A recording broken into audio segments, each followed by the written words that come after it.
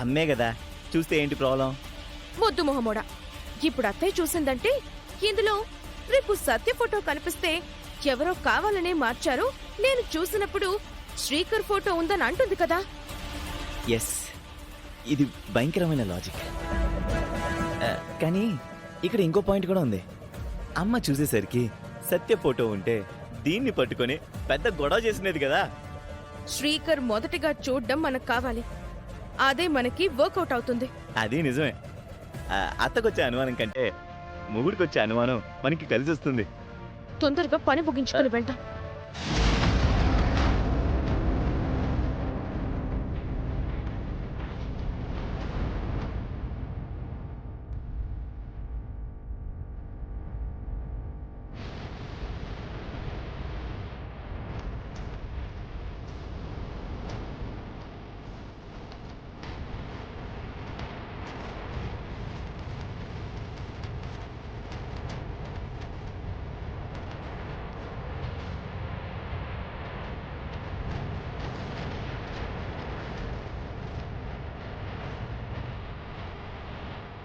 తొందరగా పెట్టి.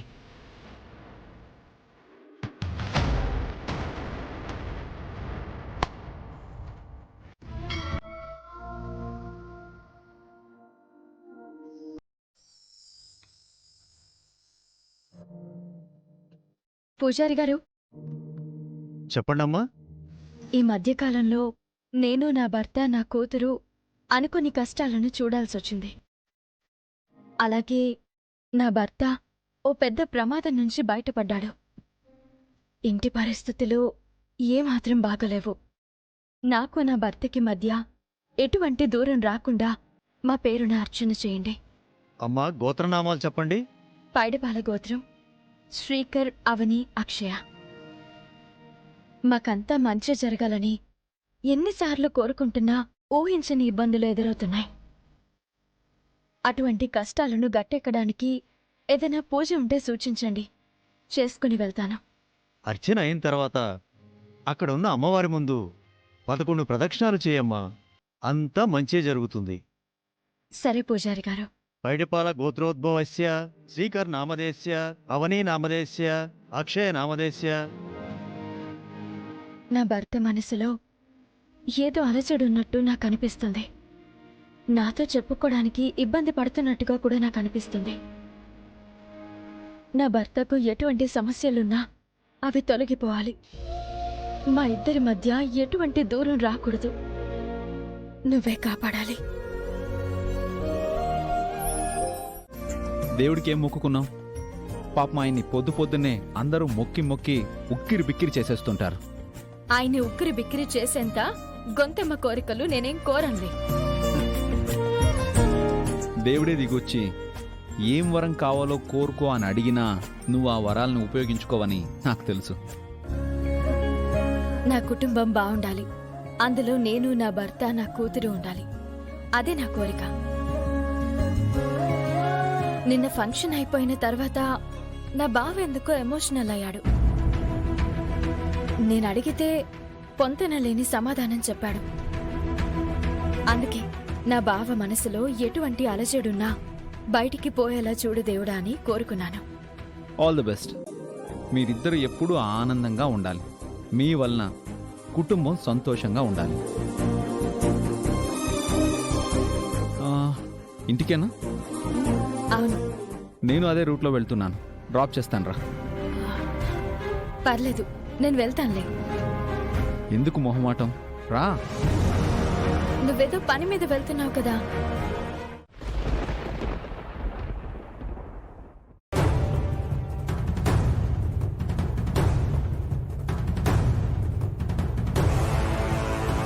ఇంకేంటి సంగతులు?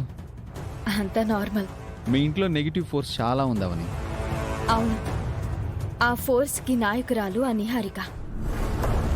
తను మా ఇంట్లో అడుగుపెట్టిన తర్వాత పరిస్థితులు మారిపోయాయి.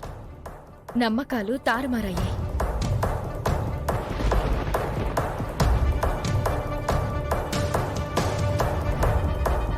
మంచితనానికంటే చెడ్డతనానికే బలం ఎక్కువ, ఆయుష్ ఎక్కువ అని నా కుటుంబ పరిస్థితులు చూశాక అర్థమైంది. కానీ మనిషి చనిపోయాక కూడా గుర్తుండేది కేవలం మంచితనమే అవని. రాముడి గురించి చెప్పుకుంటున్నా, రావణాసురుడి గురించి చెప్పుకుంటున్నా. చెడుని మర్చిపోలేదు కదా లోకం. అదే అవని, రాముణ్ణి పొగుడుతారు, రావణాసురుణ్ణి తిడుతారు. ఆ చెడుతనం గురించి చెప్పుకుంటే మాత్రం ఏం ప్రయోజనం ఉంది చెప్పు?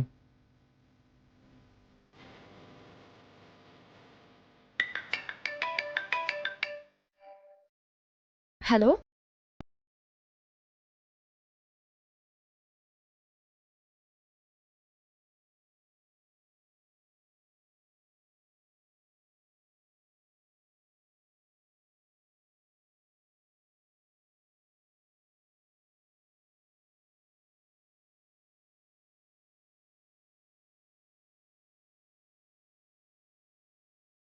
క్లాసెస్కి జాయిన్ అయింది.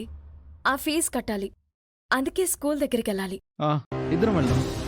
అయ్యో, నీకెందుకు ఇబ్బంది? అర్జెంట్ వర్క్స్ ఉండుంటే మొహమాటం లేకుండా వెళ్ళిపోయిండేవాడిని. నువ్వేం ఫీల్ కాకు, స్కూల్కి వెళ్దాం.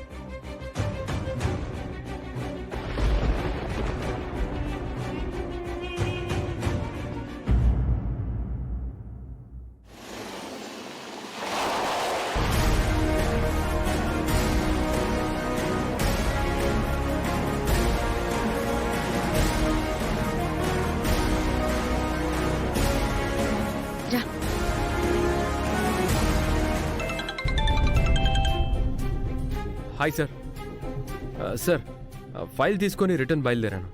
ఇంకొక 10 మినిట్స్లో ఆఫీస్లో ఉంటాను. Okay sir. యా.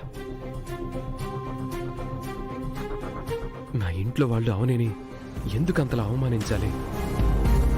ఈ రోజుల్లో అవని లాంటి క్యారెక్టర్ కలిగిన అమ్మాయి అసలు దొరుకుతారా?